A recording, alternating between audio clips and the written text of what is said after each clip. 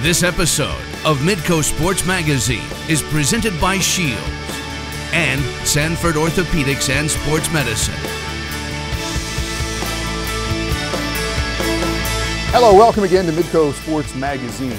Limitless is our intertwining theme this month. We've got 3 stories of people breaking through and pushing further. We will meet Harold Thune, not only the father of the current U.S. Senator, but a pioneer as a player and a lifelong supporter of basketball in the state of South Dakota. And Lily Harvison, a young figure skater rising to national prominence while overcoming some odd obstacles in her hometown. But we start with an iron mom. By all accounts, a normal wife and mother and full-time worker who got tired of being tired, got up, got out, got working, and transformed herself into a world-class athlete. Here's Kelly Stewart with the story. A journey of 1,000 miles begins with a single step. It's a total cliche, but we're told it can apply to all areas of life. For Ashley Sandborn, this cliche has a much more literal meaning. The Sioux Falls native attended O'Gorman High School and then the University of South Dakota, but exercise had never been a big priority in her young life.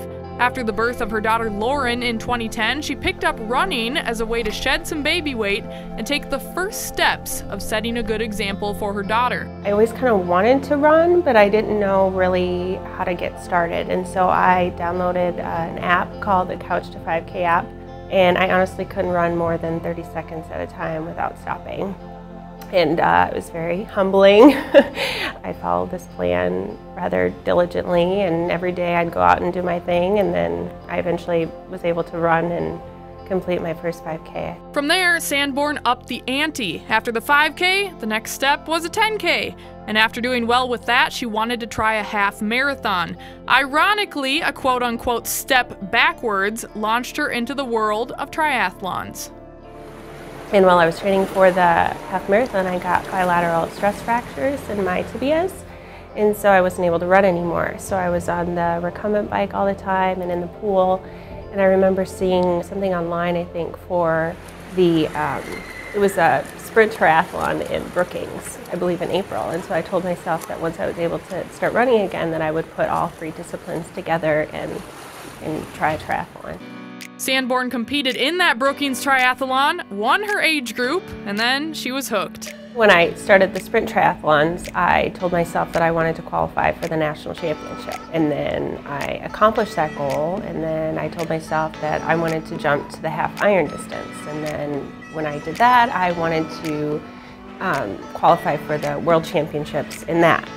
Not really understanding just how difficult it is to do that, because the sport of triathlon has become incredibly popular and very competitive. Here she comes! Here she comes! A little over a year and a half and multiple half irons later, Sandborn reached her goal. She qualified for the 2015 Ironman 70.3 World Championships in Austria. No surprise here, but after competing in the Alps, Sandborn wanted to jump to the triathlon of all triathlons, the full Ironman. But a feat like that would require more than just a good pair of running shoes and determination, especially while also being a mom and a wife. You have to have a lot of coffee to do it, first and foremost. Secondly, you have to have the support of your family. Prior to signing up for an Ironman, I sat down with them and I was like, listen guys, this is going to be a huge commitment and I need you kind of on board for this, because, I mean, triathlon, while it's wonderful and sort of, you know, glamorous, it's actually kind of a selfish sport and you have to ask a lot of your family. So, you know, it's like it's going to be a lot of training, especially on the weekends. You know, I just want to make sure everyone's okay with this, and they supported it wholeheartedly. Sandborn signed up for the 2016 Ironman Wisconsin, held in the state's capital of Madison. It's one of the hardest Ironmans on the planet, but also one that draws a crowd of nearly 70,000 in support. And then the year of training began. But about 6 to 8 weeks before the actual competition was where things really picked up. I would do 4,000 to 5,000 yard swims in the morning, be back to the house at 7. So when my daughter got up, I was there and I would make her breakfast. So I would drop her off, work a full day, and then go and pick her up again, get dinner ready. You know, we would kind of do our thing, play outside, whatever, and then I would put her to bed and All right, kiddo, let's go to bed. I would jump on my bike or the treadmill in the basement and work out until 9:30, 10, and then go to bed and do it all over again. Fast forward to September 11th, 2016, Ironman Wisconsin. Starting the 2.4-mile swim in Lake Monona, Sandborn was one of the first women out of the water. From there, it was the very hilly 112-mile bike ride. And finally, the cool down, as Sandborn called it, the marathon 26.2-mile run. And at mile 9, she tore her Achilles tendon. It felt like I got shot in the back of the foot. But I joked with my husband prior to the race that the only way I wouldn't finish it is if my leg somehow, I don't know, got severed off or something. Because I had trained for so long, it's so hard. I'm like, there's nothing that's going to prevent me from finishing this. And she did, while her family, dressed in bright pink shirts and Go Ashley hats, cheered her on. And it was just everything you could imagine. I mean, there's a lot of times where athletes, obviously, are coming in at the same time down the finish chute. But for whatever reason, it was like I somehow, it was like the only one there. There was no one in front of me, no one behind me, and it was just like this magical, indescribable moment. The video of me crossing the finish line, I'm just like overwhelmed with emotion and crying, because it was just the biggest dream I'd ever dreamt for myself, and then here I was accomplishing it, so it was pretty incredible. Sandborn completed the ultimate triathlon, but she lives an everyday triathlon of her own. Mom, wife, Ironman athlete, in that order. My daughter will go and tell random people. She'll be like, my mom's an Ironman. Like, she'll just like walk up to random people, and because she's just so proud of me. That is just more special to me than any medal I could ever earn. And joined now by Kelly Stewart. And I love stories like this about people that don't think they can do something, go out and get it done. And all this enthusiasm that Ashley has, is it worn off now on her daughter? Oh, it has. I mean, Lauren is just her biggest fan, has been so inspired by her mom, goes out for runs with her like we saw in the video, and actually competed in a little triathlon of her own. She has a medal stand next to her bed that she's pretty proud of. And she's, what, 6 or 7 years old, right? Yeah, she's not very old, but already getting active at a young age. And for someone who had never done anything like this, that wanted to even try it, what would Ashley's advice be? Well, she said we often just psych ourselves out with the big picture. You have a big goal, and it's just hard to even imagine yourself doing that, but really you just have to break it down one day at a time. What can I get done on this day to move myself towards that goal? And ultimately, she wants to compete in those World Ironman Championships in Kona, but right now, just kind of enjoying some family time and hanging out with friends. All right, thanks a lot. Kelly Stewart. Up next, old school hoops with the famous father of South Dakota's most well-known politician. Midco Sports Magazine on Midco Sports Network is presented by Shields and Sanford Orthopedics and Sports Medicine. Welcome back. Harold Thune is the incarnation of old school basketball. He's been a player and supporter of hoops in South Dakota for decade after decade, and even still now at the age of 97. Here's David Brown. 192. It's the exit on Interstate 90 in South Dakota that places you in Midco. A town that nearly splits the state into two equal halves, it doesn't split its loyalty to a defining family. The signs honor the son, the building honors the father, but the unit stays grounded. We didn't know much. His dad didn't talk about it. I mean, that's one of his qualities, is he's a very humble guy. 12, 28, 19. That's Harold Thune's birthday, but it's only relevant in the sense that it puts a number on a life full of countless memories. Growing up in the midst of the Great Depression, it was basketball that kept spirits up. Well, that was in the 1930s. You didn't have much of anything, but there were around town. People put up basketball hoops on the end of the garage, and so that was kind of the neighborhood playground. 32-27. That's the final score of the 1937 Class B State Tournament Championship. Harold's Midco High School team was on the losing end of that margin to Doland. The total points between the two teams, 59. The number of years that have passed since that game, 80.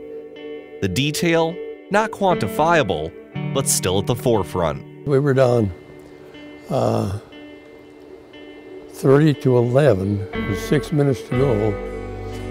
and we outscored them 16-2, but it wasn't quite enough. 9. Harold's number at the University of Minnesota. After a year at junior college, Thune played 3 seasons for the Golden Gophers from 1938 to 1941. His scoring numbers weren't prolific.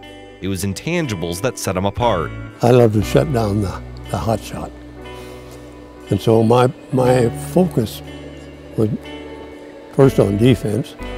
You scored whenever that opportunity was there.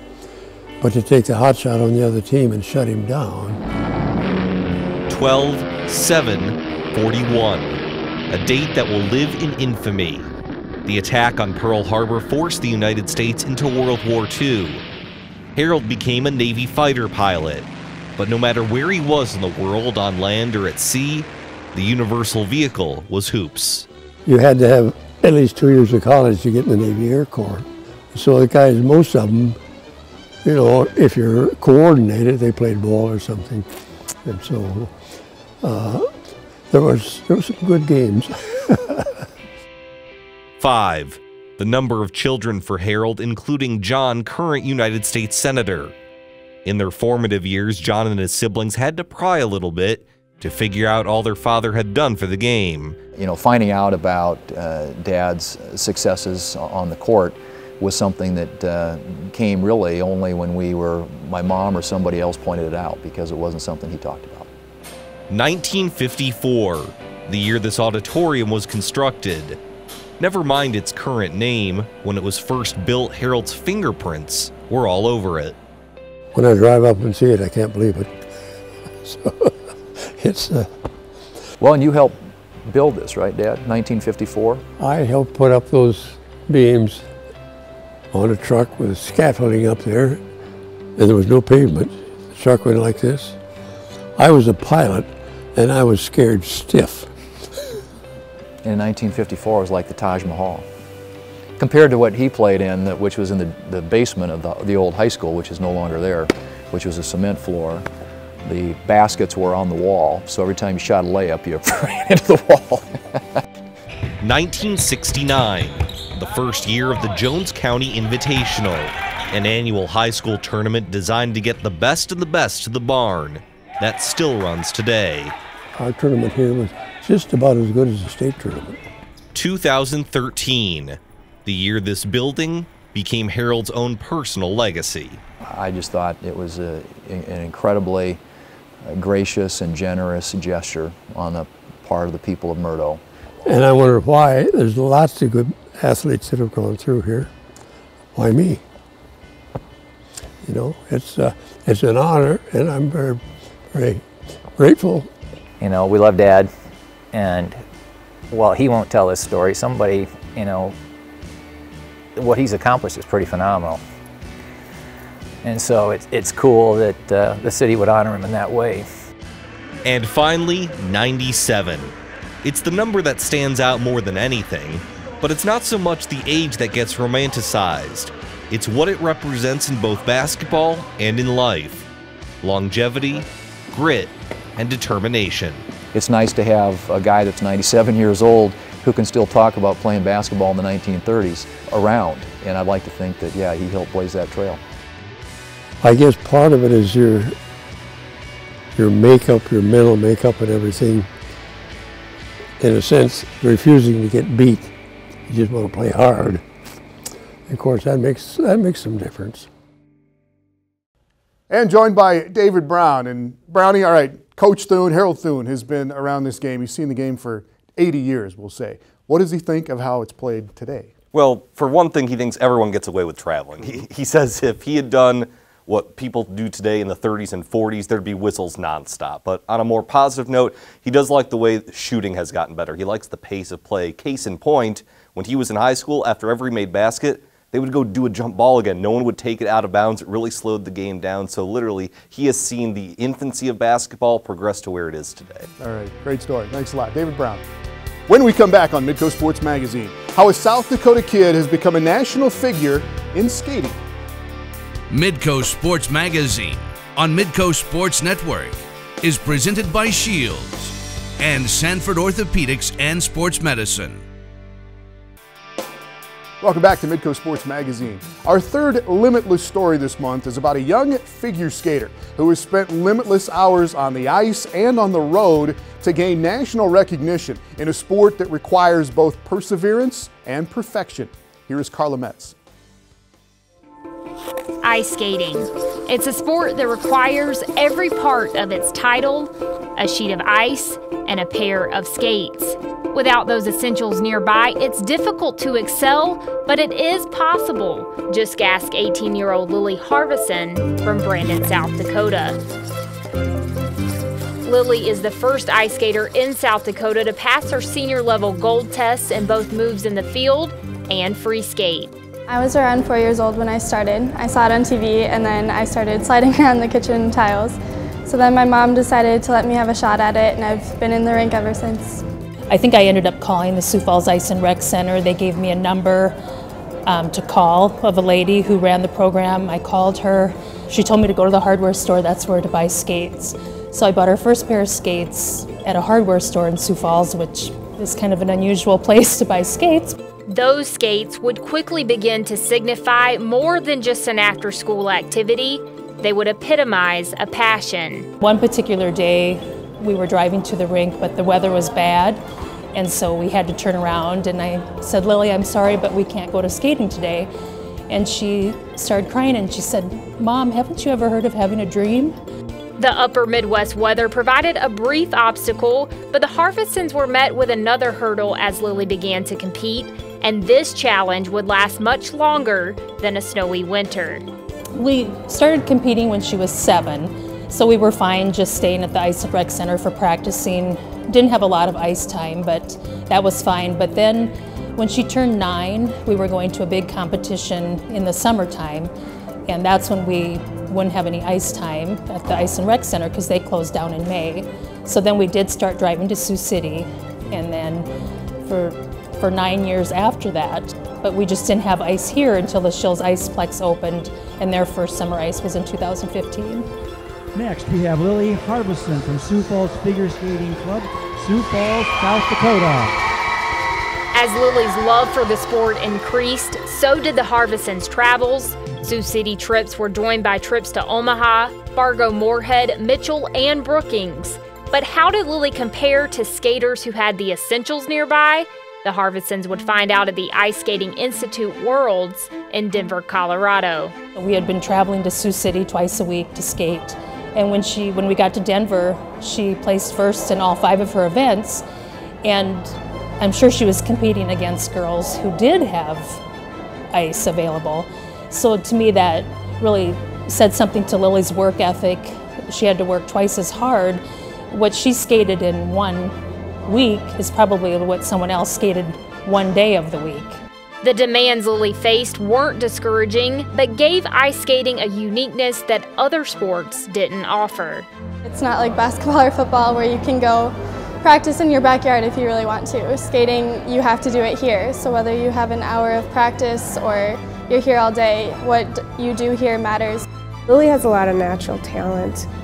Even at 10 and 11, she had a lot of height to her jumps and everything. We just didn't have a lot of the rotation yet.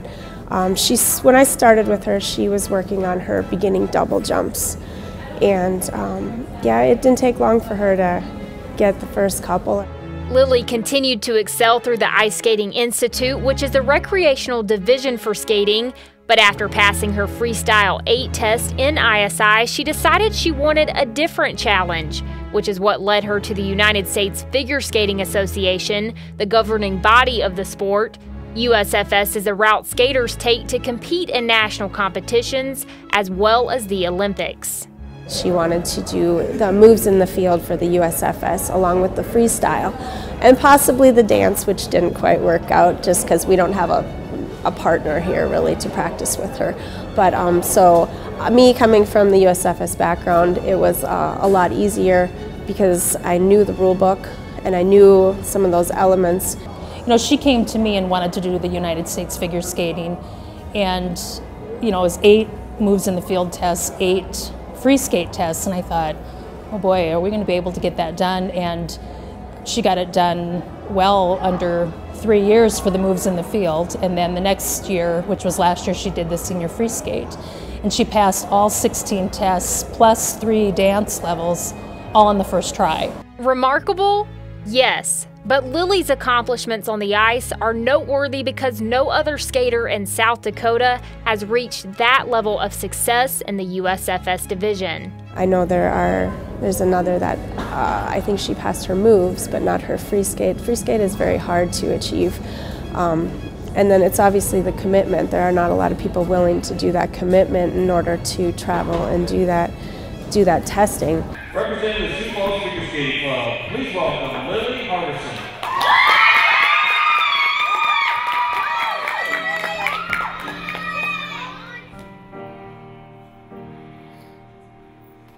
You know, South Dakota is a very tough state to be a figure skater in. It's not probably the first choice of kids to do as a sport. I was surprised because I thought maybe someone else had done it, but I think now that we have the Shields Iceplex, I think more people might aim for that because you do have more ice, you do have summer ice. Someone else has done it, that might awaken someone else to the idea of it. Lily doesn't have plans to continue competing in college.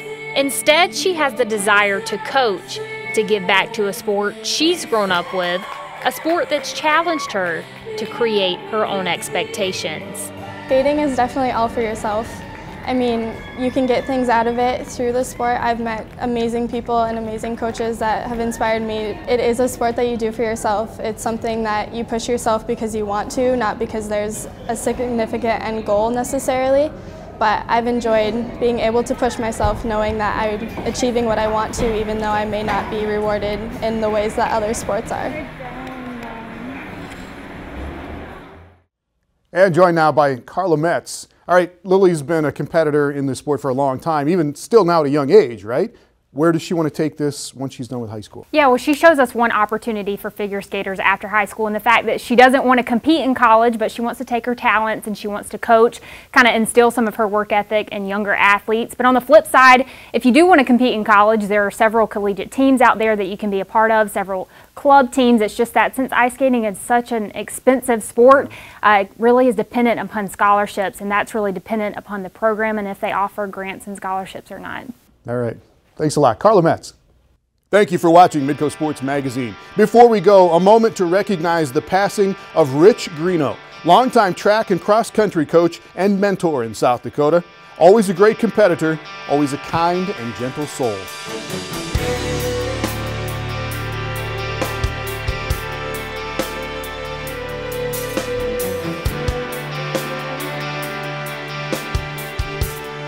This has been Midco Sports Magazine, presented by Shields and Sanford Orthopedics and Sports Medicine.